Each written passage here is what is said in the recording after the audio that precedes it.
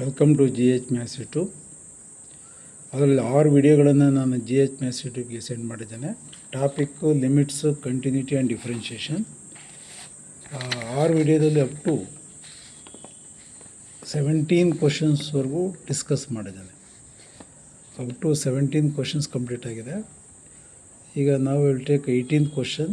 If F of X equal to e power kx minus 1 into sin kx by x square if x is not equal to 0 is and f of x equal to 4 if x is equal to 0 is continuous at x equal to 0, then k is equal to what?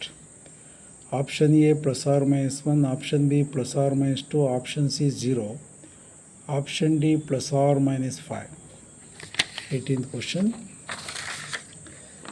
If f of x equal to e power kx minus 1 into sin kx by x square and f of x equal to 4 if x is equal to 0, here x is not equal to 0, then find the value of k. Again x is not equal to 0 andaga limiting value of this function obtained by through formula or proper conditions. Limit of e power kx minus 1 into sin kx divided by x square as x tends to 0.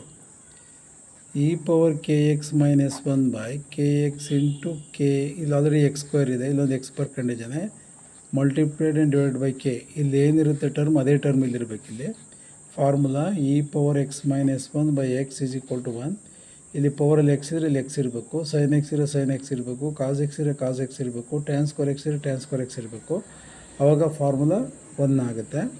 ಇಲ್ಲಿ K x ಇತ್ತು, ಒಂದು multiply divide by k ಮಾಡ್ಕೊಂಡಿದ್ದೇನೆ, into sine k x ಇದೆ divided by ಇದು x square ಹೋದ್ರಿಂದ ಒಂದು x ಇಲ್ಲಿ ತೊಗೊಂಡಿದ್ದೇನೆ, ಇಲ್ಲೊಂದು ಎಕ್ಸ್ ತಂತೇನೆ. ಇಲ್ಲಿ coefficient of x is k, ಇಲ್ಲೊಂದು ಕೆ ಬರಿತೇನೆ, ಇಲ್ಲೊಂದು ಕೆ ಬರಿತೇನೆ, multiply divide by K.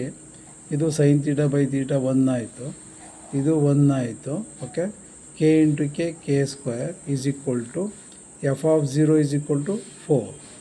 K is equal to much plus or minus root 4. K is equal to plus or minus root 4 is equal to 2.